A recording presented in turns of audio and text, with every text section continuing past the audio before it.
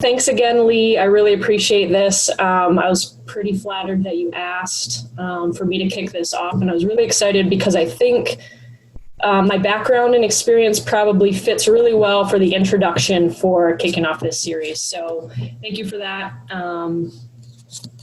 I'll do a quick introduction. Currently, I am employed as the Director of Marketing and Communications at the Great Lakes Towing Company and Great Lakes Shipyard.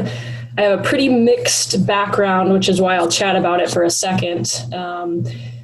I started working on boats in college to pay for school, and I just loved it, and I'm a hawse pipe merchant mariner. I have my captain's license, and I've worked in a variety of different positions, from mostly commercial maritime. I took a 2-year sabbatical and worked in yacht sales, which I still consider marine, but then kind of back into commercial right now. So a bachelor's degree and have experience in operations, logistics, project management, estimating, sales, marketing, you name it. I have a variety of positions that I hold that I kind of list here only because I think each one of them speaks for themselves. I'm the youngest and one of 2 women on the Great Lakes Captains Association, which is pretty staggering. Regionally, I'm in the International Shipmasters Association with our Cleveland Lodge. WISTA proudly gets a spot there too. I also sit as a committee member on the Maritime Academy of Toledo, which is a maritime-focused high school in Toledo, Ohio. And I also do marketing for Friends of Max Hayes, which is a technical school with emphasis on manufacturing, which is it's a high school located in Cleveland. I would be remiss not to mention my personal life, which is also very Great Lakes driven. I currently live in Cleveland, Ohio with my partner, 2 dogs, cat, and a hedgehog. I do some volunteering with my sorority at a local college, and literally name an outdoor activity and I do it. I enjoy reading and travel, amateur foodie, and just started my at-home barista business. So you can chat with me about that too. And just a little bit of information about the company I work for too, because I think I'm speaking from a few different facets today that cover a lot of material.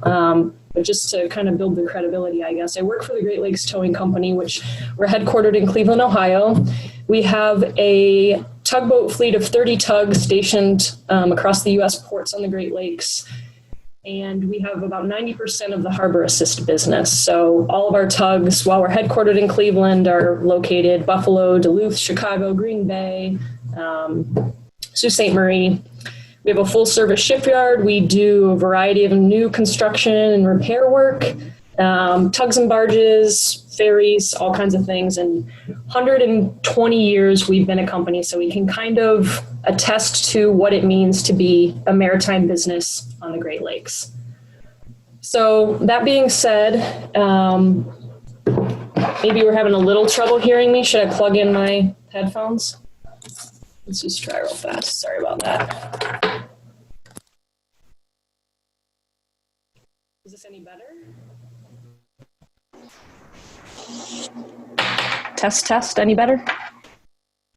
Awesome. I got a couple thumbs up. Okay, cool. Let's try this. And feel free to flag me down too, because I don't think I see the chat. So maybe, So that being said, kind of with my background in the company that I work for, I had a really hard time picking what Great Lakes topic rabbit hole I was going to go down. I live and breathe it professionally, so I'm proud to share anything recreationally, commercially, that kind of thing.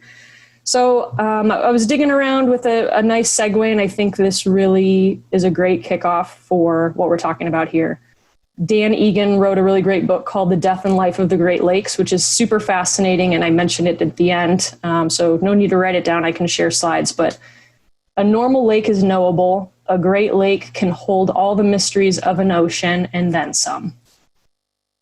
I was born and raised in Northeast Ohio, and with the education that I have, all of the things that I'm about to share with you, I did not learn until I was professionally involved in the maritime industry. So I find it quite staggering. And I'm sure most of you can attest to that. We do field trips down to Lake Erie, and maybe you can kind of see ships, but like to have a realization for what that means is really, really something that you kind of need to learn by sharing that. And the hunger for knowledge piece is really interesting because I think I was like a hungry for knowledge student. And without having this experience, I would not know this information. And people who live in the Great Lakes region, people who live on the West Coast. I hope this presentation will kind of show what our industry does for all of those people. It affects people on a daily basis.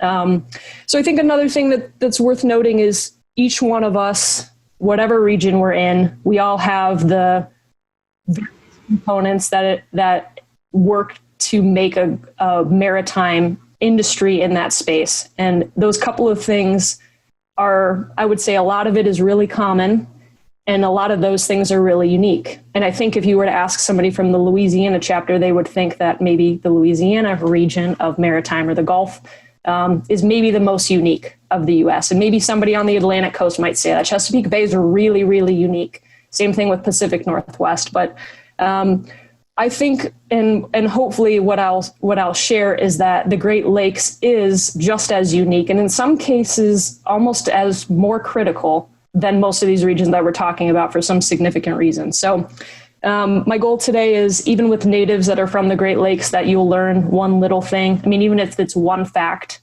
So beyond that one fact, don't keep that fact to yourself. Just share it with one other person, and then we'll kind of get this thing going. So Great Lakes 101, I kind of just wanted to go through pretty much everything you could talk about the Great Lakes. There's a lot of things that I really don't know. So what I was hoping to do is high-level discussion on geography, recreation, and environment. And anybody else who wants to do one of these Hungry for Knowledge series discussions can take this and run with it. Because I really just it's super basic information on those. And then kind of went into more of the economics of it, because I think that's where maybe my background kind of speaks to it. And maybe that is kind of the critical link here for the maritime industry. So let's just dive into geography. I guess what I want to talk about is maybe that most people don't, maybe everybody on the call knows this, but I think a lot of people don't know that you could make a full loop connecting the Atlantic Ocean, the Great Lakes, the Mississippi River down to the Gulf. I don't think people know that. I mean, it's fascinating to me how it works. So somebody to actually know that piece of information is kind of shocking. So we're talking about a pretty cool system that uniquely is binational. A large portion of what I'm going to talk about is going to be Great Lakes specific. So while I won't delve into a lot of the Canadian component, it's also one of those things that makes our region unique. So super cool picture depicting 100 ports that go from the St. Lawrence River outside of Atlantic. The St. Lawrence River connects the Atlantic Ocean to the Great Lakes. So this is probably my favorite picture on the whole slide, because I think it's that one thing that people typically don't understand. What I'm hoping to share here in general from a geography standpoint is Lake Superior is roughly 600 feet higher than the Atlantic Ocean at sea level. In order to be able to transit or accommodate the water that would be traveling through that area, there's a variety of different methods, specifically lock systems and canals, that allow vessels and water to transit in a safe manner. So you'll kind of see in the middle of the screen there, those are the locks that help vessels transit between the St. Lawrence River and the Great Lakes. Lake Ontario is the most eastern lake. And when vessels come into there is another pretty drastic drop, which is Niagara Falls, is the part that's not connected by a lock. So you'll see how complicated that would be if there wasn't a lock system.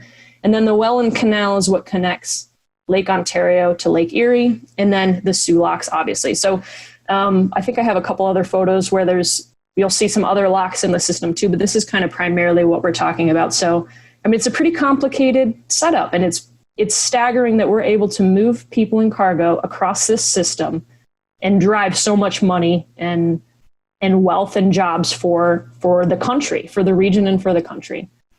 So this next photo is a little bit closer up of the Great Lakes, and I think you'll kind of see some of the cities, Chicago, Detroit, Cleveland. All you guys on the call know that, but I'm sure maybe, I don't know who of you knows Ashtabula or Marquette or Marinette, maybe. So, I mean, this is pretty fascinating. Marinette, just go Google Marinette when we get off this call. It's spectacular what's going on in building vessels larger than the boats that Great Lakes Shipyard builds.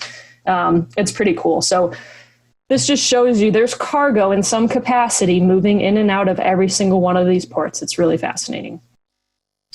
So just some pretty cool fast facts. Lee introduced this call pretty spot on in saying that it is an often neglected area from a maritime perspective, when actually our coastline is more than double the coast, all the other coasts. I mean, I put Alaska down there because it deserves a lot of credit for being 5,500 miles of coastline on its own. But the Great Lakes coastline is something that should be noted and in discussion when we're talking about a lot of other maritime regions in the country. So this is also the area that I don't know much about, but I wanted to, there's the olive branch. Somebody can take this and talk about it for Hungry for Knowledge too. But the Great Lakes are connected to the Mississippi River by the Illinois River, which is another set of locks. Anything north of St. Louis also has a set of locks. Those are all in elevation change. St. Louis is quite a bit higher in elevation than even Lake Superior. So you have a lock system that goes down the Mississippi River, and you also have a lock system that goes from Chicago to St. Louis. So while there are vessel restrictions on things that can come in and out of the Great Lakes, it is possible, and we do move things that go from Cleveland, Ohio, all the way down Mississippi. So things like that can happen. So that was your quick geography lesson. We'll dive right into environment. And I feel like super basic about just including some really high level stuff here, but I didn't really know where to go and wanted to kind of just round out the whole lesson with some information about glaciers carving out the area and kind of how they formed and why they're really unique. I found it interesting to know that it's only been 3,000 years since the Great Lakes kind of came to their final resting place where they're at right now. So obviously, and we have some people from Florida, Pacific Northwest, Texas, you all also have your own very unique ecosystems in terms of plant life and animals. I think just one thing that the Great Lakes adds is just the vastness of the geography. So this is a sturgeon, if you've never seen one before. It's one of those mystery dinosaur fish that still exist on the Great Lakes. Very fascinating. So also kind of basic 101 stuff that if your region does not deal with these kind of threats to the environment, then you guys are really lucky. But just some basic stuff, water levels, obviously, invasive species, climate change, and pollution. And I just kind of mentioned a couple of things. I mean, there's a list of 100 items under each one of these and what they impact. I didn't even write on there pipeline 5 or algae blooms. I mean, there's a million things. So in all of this greatness, there is also a threat to some of the things that we talk about. But just topic of information that if you were to Google any of these, it's in the news. It's top of mind of a lot of researchers, educators, business owners, that kind of thing. So just wanted to throw it in there. And then recreation, as I mentioned, kind of one of my favorites. I mean, I think I do all of these personally. And again, these are all things that you can do in your own region. In the Great Lakes, it's super gorgeous, lots of national parks, state forests. The one thing I wanted to share was kind of some cooler news, I guess, but last one was kind of threats to the environment. This one I thought was more like, I guess, I don't know if it's entertaining, but good news, especially in light of COVID, I think, with the parks and using outdoors. But I mean, these are all really interesting. Michigan just in the last week made an announcement that they formalized a designation for water trails, and Michigan now has 3,000 miles that are designated shoreline for kayaking, that sort of thing. Just some high numbers of people in the outdoors, anglers, hunters, 37 million people annually. That's pretty substantial. And then probably similar to your guys' other regions too, but the Great Lakes are seeing an influx of visitors with an inability to go outside and do some other activities. They're kind of doing activities with themselves or their families. So some of the state and national parks are getting some traffic, which is good. And then the cruise industry, this has been kind of up in numbers. Obviously, this year's taking a hit, but I think that's also been of interest. Cruises were really popular for the Great Lakes in the early to mid 1900s and then kind of tapered off. But it's kind of cool to see that people are interested in seeing some of our cute little towns again. So that's what I have on recreation. So kind of the big hitter here is the economics. Great Lakes are arguably the lifeblood of the United States. This photo is vessel traffic and kind of brought the Atlantic in just so we can kind of see the comparison of some of the high volume ports out of New York. And then in comparison to maybe the Torontos, the Clevelands, the Chicagos, find it pretty interesting. So obviously the red, kind of the more high traffic areas. This next photo is really cool. It shows the interstate, rail, and water veins. So, I mean, it looks like a vein. How can it not be the lifeblood of the United States? You look at some of the vessels that are bringing cargo into the Chicagos and the Clevelands and the Detroits and Toledos, and those connections out west. I mean, Louisiana, somebody better take this baton and run with it, because that's amazing. Somebody can do that economic lecture, but I mean, it's amazing. This looks like veins, and everything that comes in by cargo is then transloaded. So this is a multimodal demonstration of cargo moving on the Great Lakes and its impact on the rest of the country. It's amazing. So some of the things I want to talk about that maybe most people don't know are the vessels. All of ports have vessels, all ports have cargo, lots of money moving in and out. But I think we have a kind of unique setup with the vessels that we use, and I'll touch on that in a second. Then we'll go into cargoes. There are probably some things that you know about, and then maybe a couple that you don't. And then I'll throw a couple of job and money numbers at you that hopefully are staggering. So I'm just going to dive into vessels. One thing that I didn't tack onto here, and I'll just verbally say it because there are a lot. Obviously, there are thousands of vessels. The two that I'm talking about are mostly just to educate those who don't know how the Great Lakes system operates. We have 5 lakes and rivers full of research vessels, tall ships, training vessels, recreational boats, ferries, water taxis, the like. I was specifically mentioning these just to talk about how cargo moves on the Great Lakes. But anyway, if anybody has any questions about any other vessels, but these are the two I kind of wanted to highlight because of the uniqueness. So we talk about them in 2 different ways. The first is the domestic fleet. We call them Lakers. They are all self-unloaders, so you'll kind of see, I guess you can kind of see back, but the angle of the one photo on the left is kind of difficult to see. But some of these vessels are upwards of 1,000 feet. Because they have no need to leave the system, they are built on the Great Lakes and are restricted by their size to maximize capacity of cargo. So they never need to leave locks. Lock capacity is 750 feet or so. I mean, this would not fit in there, but also it doesn't need to go outside the Great Lakes. So it's pretty impressive that we have 1,000-foot vessels operating on the Great Lakes.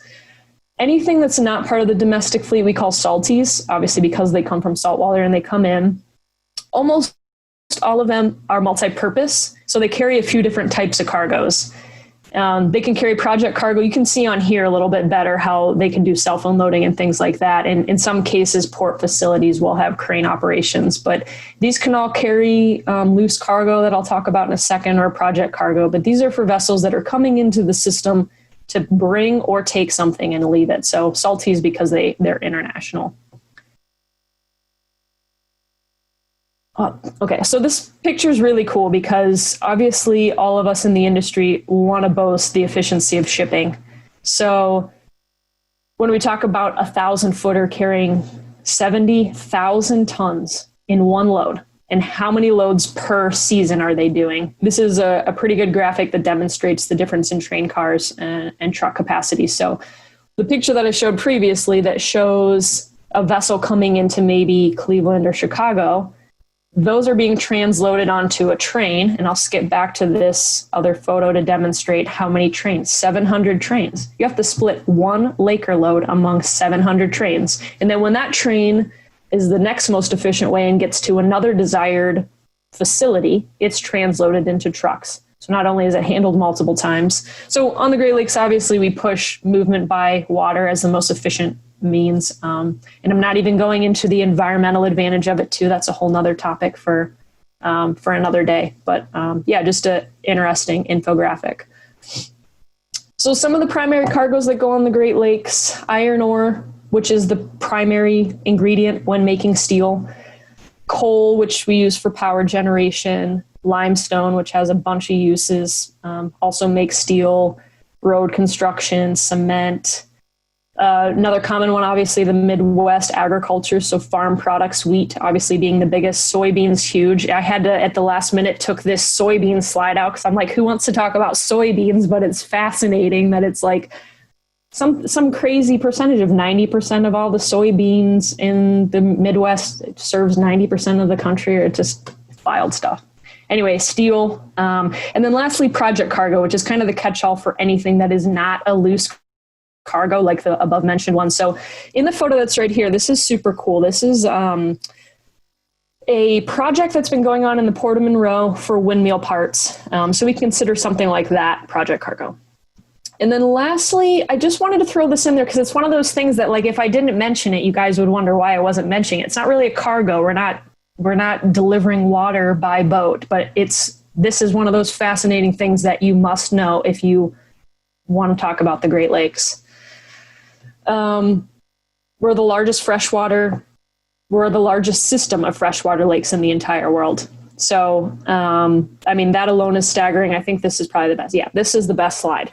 So region is 94,000 square miles with 6 quadrillion. I don't even know how many zeros that is. But lastly, we supply, the Great Lakes alone supply 20% of the world's water supply and 90% of the US water supply. Like, it's just incredible. It's absolutely incredible. And so it's all fresh water, obviously. So we're not transiting it. I mean, there's like piping and things like that. But in terms of how all that is done, that's a whole separate topic, but still fascinating and a good nugget of information to take.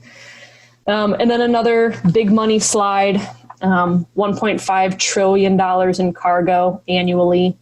And what I think is kind of cool is comparing it by weight and value. So 40% of our trade by dollars and almost 70% by weight. So I find that to be pretty impressive. And then over 160 million ton of cargo transiting. And so I couldn't find the split for that on what is coming in and coming out, because I also find that, what's import, what's export, that'd be kind of interesting too. So again, this is kind of just like some numbers we talked about, but just a lot of money, 237,000 jobs, $35 billion in economic activity, and then even more money kind of going into a person's pocket and then also going back into the system in terms of tax money. It's pretty substantial. That's pretty cool. And then this one, $6 trillion GDP. And so this is the only piece of information that I use that was combined US and Canada. So US and Canada economies of the Great Lakes, gross domestic product of the Great Lakes, $6 trillion. Yeah, it's amazing. So I think I just threw a lot of numbers at you. So without like rushing through all of it, I don't know if you took notes, that kind of thing, but you're probably not going to remember. I'll keep this slide up for a second. So maybe you'll remember it's $6 trillion GDP. And you'll probably remember that the biggest boats are 1,000 feet. But I guess what's kind of funny is the point that I'm trying to make about us being a unique system is that what we have in common is that we all have a unique environment and a unique economy. And so maybe it's the diversity that makes us unique, but then is also what we have in common. So I guess I didn't really know. And it's crazy because today I was walking with some coworkers at lunch. And so I saw this picture and I'm like, this is perfect. I'm walking on a park, which is the environment and green space. I'm looking at an interlake ship carrying boats out of the Cuyahoga River to Lake Erie. If you look real close, there's, 1, 2, 3, 4, 5 kayakers. The dinner boat. We've got the multimodal with the train, bascule bridge, and the road. Like, it's just amazing. So you've got all these things that are all connected. And I think that's probably it. Like, the connection of the diversity in our systems, I think, is what's most impressive. So I don't want to die on the sword that the Great Lakes is like the best, but I probably will. And if you take nothing away from the presentation, I just want you to take this one thing. Every day you will see something that came from the Great Lakes. If the water thing didn't convince you, then there's a couple others I threw on here. But if you're like a oatmeal or cereal or toast person, that grain came by boat, by train, by truck to your house, or you met them at the store. Actually, the store that you bought that bread at was built with steel that likely came from the Great Lakes. Iron ore mined in the Great Lakes sent by boat, by train, by truck. Even when you drove to the store in your car, you were driving on cement that likely came from cement that came from the Great Lakes. And then when you drink your water or brush your teeth, it's probably water that came from the Great Lakes. So just think about that daily. Don't remember the numbers, but just think about it. Think about what came from the Great Lakes. I didn't have a chance to go through Q&A. Oh, I did good on time. I was so nervous. I didn't walk through the time of this, so I was super nervous about that. But I can look at questions if there were questions. And then also I have a little resources slide that I'm happy to share just for some after project reading or however. I guess I don't know if I can read. I don't know how to go to comments, maybe. Oops. Oh, at the very bottom, there's a chat thing, and we've been chatting a storm about it. I know. I heard it in my ear. I was like, oh, goodness. So it's asking you to go through your first 3 slides again. Sure.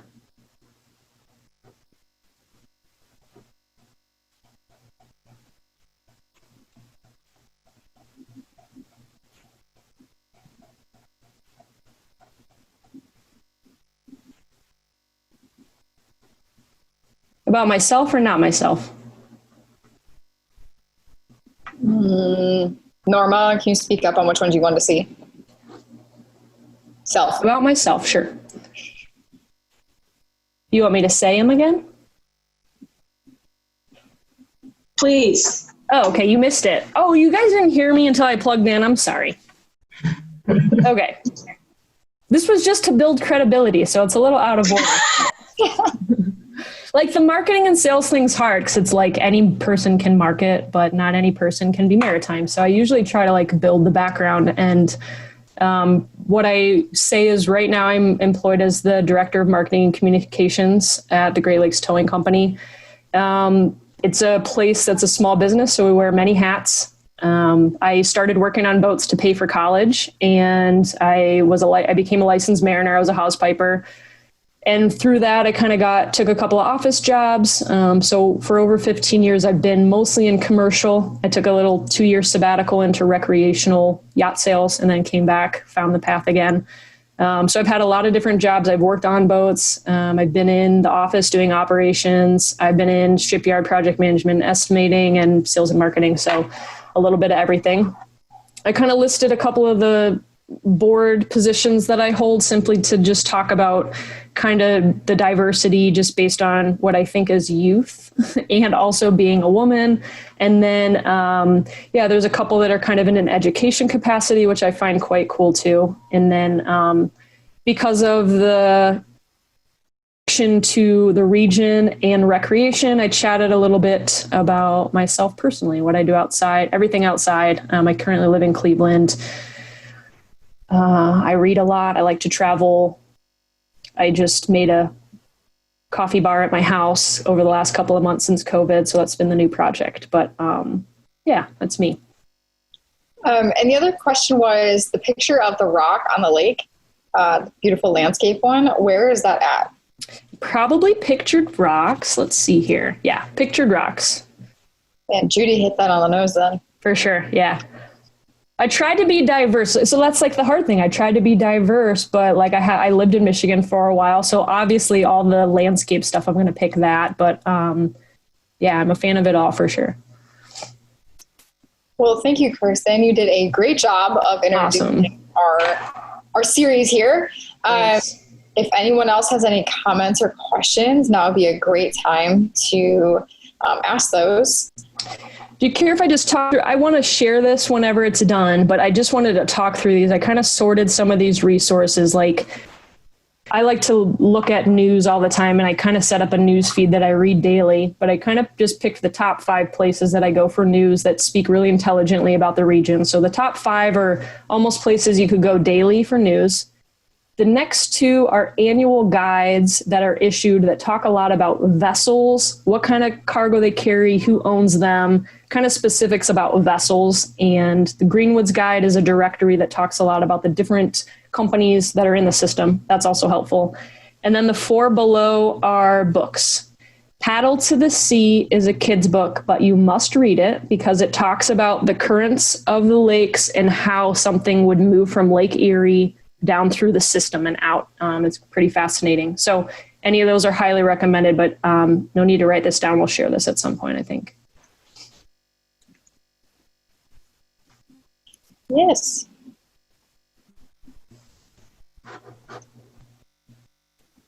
Kirsten, is it okay if I just talk? Yeah.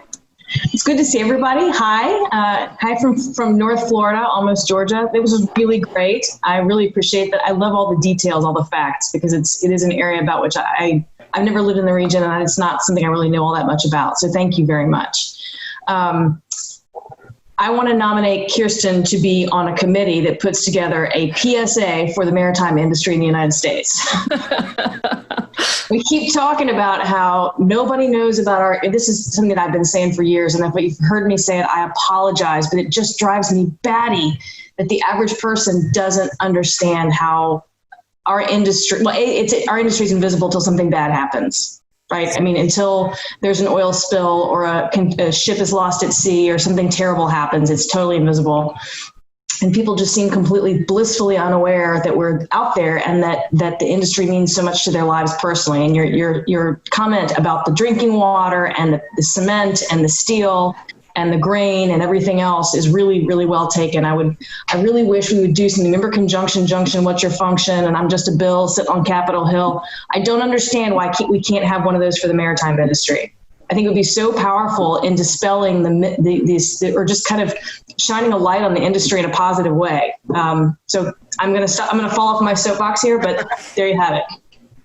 Thanks, Parker. Good to see you. Likewise. Promise. We kept that to about 35 minutes. And very happy with how this went. We were not sure what to expect for this first time, but as pointed out, Kirsten set the bar pretty dang high. So really looking forward. I hope you guys join us next month. We're going to have a guest speaker. His name is David Reed. He is a former mariner. He was in the Royal Navy for Canada, sailed Great Lakes through the Atlantic. He is also a book author and a speaker. He has spoken with WISTA before. He's going to do a topic that has to do with safety and procedures and how they have changed or how they have not since the casualties of the Edmund Fitzgerald, which if you guys grew up in any of the Great Lakes, you know the Edmund Fitzgerald, the El Faro and the Marine Electric, which if you haven't learned about the Marine Electric yet, happened in 1989. Huge deal for the marine industry. Highly recommend you do some research. We will be posting by the end of this week his bio, some stuff you can look up about him and getting that info out. But same time, same place, 1 month from now. And we really hope you guys join. Very happy. Thank you all for joining us today.